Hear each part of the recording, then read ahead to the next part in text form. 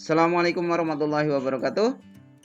Apa kabar kalian hari ini? Semoga kalian, saya, dan keluarga kita semua tetap diberikan kesehatan oleh Allah Subhanahu wa Ta'ala. Ketemu lagi dengan saya kali ini untuk pembelajaran pendidikan Pancasila dan Kewarganegaraan untuk kelas 10 di bab 5 terkait untuk materi kali ini melanjutkan materi kemarin, yaitu peran serta warga negara dalam menjaga persatuan dan kesatuan bangsa. Baik, jangan lupa sebelum kalian mulai pembelajaran kali ini, jangan lupa kalian berdoa terlebih dahulu sesuai dengan agama kalian masing-masing. Dan jangan lupa kalian yang belum subscribe channel ini, silahkan subscribe channel ini. Baik, yang sudah kita singgung, kalau kemarin kita membahas tentang faktor-faktor pembentuk dan penghambat integrasi nasional serta tantangannya. Nah, sekarang kita akan membahas tentang peran serta warga negara dalam menjaga persatuan dan kesatuan bangsa. Apa itu perannya, bagaimana perannya? Nah, kalau kita lihat peran serta warga negara dalam menjaga persatuan dan kesatuan bangsa tentu sangatlah penting. Dan ini harus diawali dulu dengan apa? Ya dengan yang kalau kemarin kamu masih ingat, ada nasionalisme, ada patriotisme, dan yang paling penting adalah apa? Kesadaran kita. Nah, kesadaran kita akan pentingnya apa? Bela negara. Karena kita nggak bisa lepas dari yang namanya bela negara. Kalau kita sudah berbicara tentang peran serta warga negara dalam menjaga persatuan dan kesatuan bangsa, maka kita tidak bisa lepas dari yang namanya bela negara. Apa itu bela negara? Berdasarkan Undang-Undang Republik Indonesia Nomor 3 Tahun 2002, upaya bela negara adalah sikap dan perilaku warga negara yang dijiwai oleh kecintaannya kepada NKRI berdasarkan Pancasila dan UUD 45 dalam menjamin kelangsungan hidup bangsa dan negara. Jadi apa itu yang namanya bela negara? Kalau berdasarkan undang-undang ini singkatnya adalah sikap dan perilaku kita ini karena apa? Karena cinta terhadap NKRI. Sikap apa? Yaitu sikap untuk menjamin kelangsungan hidup bangsa dan negara kita. Nah, yang namanya bela negara itu bukan hanya sebagai kewajiban kita sebagai warga negara. Ya, sebagai kita manusia, sebagai warga negara Indonesia, ini bukan hanya sebagai kewajiban kita yang namanya bela negara. Tetapi ini juga merupakan sebagai kehormatan kita sebagai warga negara. Sebagai bentuk dari wujud pengabdian dan kerelaan berkorban kepada bangsa dan negara. Jadi yang namanya bela negara itu bukan hanya kewajiban, tapi juga sebagai kehormatan kita.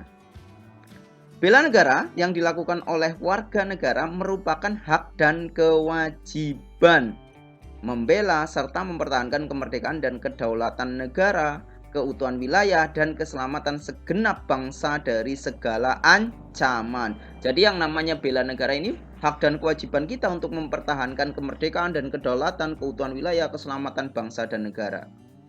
Pembelaan yang diwujudkan dengan apa? Yaitu dengan keikutsertaan dalam upaya pertahanan negara, merupakan tanggung jawab dan kehormatan setiap warga negara. Oleh karena itu, warga negara mempunyai kewajiban untuk ikut serta dalam pembelaan negara, kecuali ditentukan lain dengan undang-undang. Jadi kalau kita lihat di sini yang namanya bela negara, maka akan secara otomatis berhubungan dengan yang namanya pertahanan dan keamanan. Jadi pasal 27 Undang-Undang Dasar 1945 akan berhubungan dengan pasal 30 UUD 1945. Nah, dengan demikian terkandung pengertian bahwa upaya pertahanan negara harus didasarkan pada apa? Kesadaran akan hak dan kewajiban warga negara serta keyakinan pada kekuatan sendiri. Nah, pertahanan negara itu apa sih? Berdasarkan Undang-Undang Republik Indonesia Nomor 3 Tahun 2002, bukan UUD ya, tapi Undang-Undang Republik Indonesia Nomor 3 Tahun 2002, pertahanan keamanan negara adalah segala usaha untuk mempertahankan negara, keutuhan wilayah NKRI, dan keselamatan bangsa dari ancaman dan gangguan terhadap keutuhan bangsa dan negara. Jadi yang namanya pertahanan keamanan negara itu adalah segala macam usaha untuk mempertahankan NKRI. Itu intinya. Nah, kita sebagai warga negara sudah sepantasnya bila kita turut serta dalam bela negara dengan mewaspadai dan mengatasi berbagai macam ancaman, tantangan, hambatan, dan gangguan terhadap NKRI. ATHG. Ancaman, tantangan, hambatan, dan gangguan terhadap NKRI seperti para pahlawan dulu yang rela berkorban demi kedaulatan dan kesatuan. Nah, ATHG ini ya bisa berasal dari luar negeri, bahkan juga bisa berasal dari dalam negeri. Jadi yang namanya ancaman, tantangan, hambatan, dan gangguan itu akan selalu ada walaupun kita sudah merdeka. Nah, kita sebagai warga negara yang baik ya kita harus ikut serta. Nah, apa sih ATHG itu? Pengertiannya apa? Ancaman, tantangan, hambatan, dan gangguan.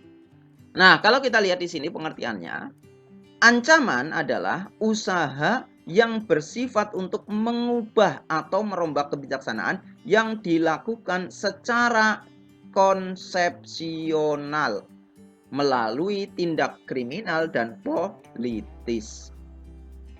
Nah, ancaman ini kata kuncinya di sini ya, secara konsepsional, terkonsep, terencana. Ancaman ini bisa digolongkan menjadi dua, yaitu ancaman militer dan ancaman non-militer. Kalau ancaman militer itu ancaman yang menggunakan kekuatan bersenjata yang terorganisasi, yang dinilai mempunyai kemampuan untuk membahayakan kedaulatan negara, keutuhan wilayah negara, dan keselamatan bangsa. Kalau ancaman non-militer adalah ancaman yang tidak menggunakan senjata, tetapi jika dibiarkan akan membahayakan kedaulatan negara, keutuhan wilayah negara, dan keselamatan segenap bangsa.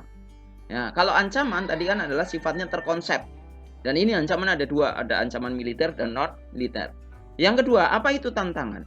Tantangan yaitu hal atau usaha yang bertujuan untuk menggugah kemampuan. Jadi yang namanya tantangan, saya berikan tantangan, maka tujuannya apa? Untuk agar kalian kemampuannya muncul. Yang ketiga, apa itu hambatan? Hambatan itu adalah usaha yang berasal dari diri sendiri yang bersifat atau bertujuan untuk melemahkan atau menghalangi secara tidak konsepsional. Nah, kalau gangguan itu hal atau usaha yang berasal dari luar yang bersifat atau bertujuan untuk melemahkan atau menghalangi secara tidak konsepsional. Nah, ini kita lihat sendiri. Kenapa tidak saya jelaskan tadi satu persatu? Kalau hambatan itu berasal dari diri sendiri, bertujuan untuk melemahkan tapi tidak terkonsep. Kalau gangguan tidak terkonsep juga, tetapi berasal dari luar. Nah, bedanya dengan ancaman apa? Ancaman bisa berasal dari dalam maupun luar, tetapi terkonsep. Ya, terkonsep, terencana. Kalau hambatan tidak terencana.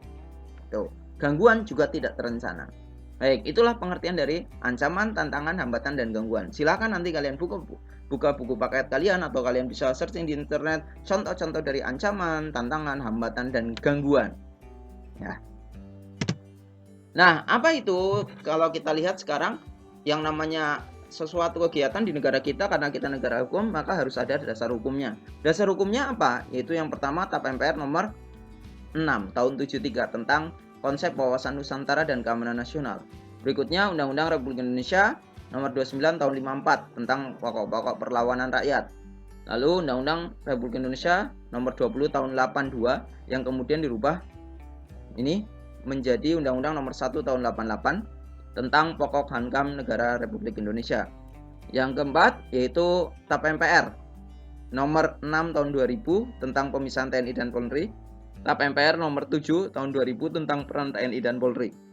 Lalu setelah adanya perubahan Undang-Undang Dasar 1945 yaitu pasal 27 ayat 3 dan pasal 30. Ya. Lalu yang terakhir di sini kalau kita lihat ada Undang-Undang nomor 3 tahun 2002 tentang pertahanan negara. Ini yang terkait dengan dasar hukumnya. Ya. Tentang dasar hukumnya. Lalu bagaimana bentuk kesediaan warga negara ketika bela negara? Bela negara itu bisa ditunjukkan dengan berbagai macam hal, seperti contohnya saat ini kita banyak sekali mengalami bencana alam seperti longsor, banjir, gempa bumi, dan lain sebagainya. Itu ketika kita memberikan bantuan itu juga merupakan sebuah bentuk dari bela negara. Namun kalau kita lihat berdasarkan Undang-Undang Republik Indonesia nomor 3 tahun 2002, ini ditegaskan bagaimana apa itu bentuk usaha pembelaan negara. Yang pertama yaitu melalui pendidikan kewarganegaraan. Artinya ketika di sekolah ada yang namanya pendidikan Pancasila dan kewarganegaraan, itu merupakan salah satu bentuk dari usaha bela negara. Maka dari itu, silahkan kalian ikuti pembelajaran pendidikan kewarganegaraan kali ini dengan baik. Yang berikutnya ada yang namanya pelatihan dasar kemiliteran. Pelatihan dasar kemiliteran. Loh, kan di negara kita nggak ada wajib militer. Tapi ingat, di kita ada yang namanya pelatihan dasar kemiliteran. Melalui ketika kalian bersekolah. Seperti contohnya ada ekskul pramuka, ada ekskul paskibra, ada ekskul PKS, ada ekskul PMR, dan lain sebagainya. Kalau di kuliah, kita masih juga ada pramuka, KSR PMI, ada juga yang namanya resimen mahasiswa. Nah, silahkan kalian ikuti. Apalagi ketika kalian sekolah, ekstrakurikuler pendidikan kepramukaan itu merupakan ekstrakurikuler wajib. Yang berikutnya, yang ketiga, yaitu pengabdian sebagai Tentara Nasional Indonesia. Nah, kalian bisa ketika nanti kalian sudah lulus sekolah, kalian bisa mendaftar TNI atau Polri, kalian bisa, ini juga merupakan bentuk dari usaha bela negara. Loh, saya nggak jadi TNI dan Polri, lalu bagaimana? Ini ada poin 4. Itu ada yang namanya pengabdian sesuai dengan keahlian atau profesi. Kamu jadi dokter, kamu merupakan bela negara. Kamu jadi guru, itu merupakan bela negara. Jadi dosen, itu bela negara. Jadi pedagang sekalipun, pengusaha sekalipun, itu juga merupakan suatu bentuk bela negara. Tugas buat kalian, silahkan kalian catat ini tugasnya. Nah, apa itu pengertiannya dan juga contohnya. Lalu kalau kamu lihat, kalau sekarang kita lihat di Indonesia, bukan hanya di Indonesia lah, tapi di negara lain juga ada COVID-19. Nah, itu kalau kamu lihat COVID-19 itu termasuk ancaman, tantangan, hambatan, atau gangguan. Nah, masuknya kemana? Kalau kamu sudah, jelaskan alasannya. Yang terakhir, jelaskan 3 ciri sistem pertahanan dan keamanan negara yang bersifat semesta. Baik, itu saja dari saya untuk pertemuan kali ini. Semoga apa yang kita laksanakan hari ini ada manfaatnya. Jangan lupa kalian yang belum subscribe channel ini, silahkan subscribe channel ini. Kalian bisa share ke teman-teman kalian yang membutuhkannya. Terima kasih. Banyak salahnya saya mohon maaf. Assalamualaikum warahmatullahi wabarakatuh.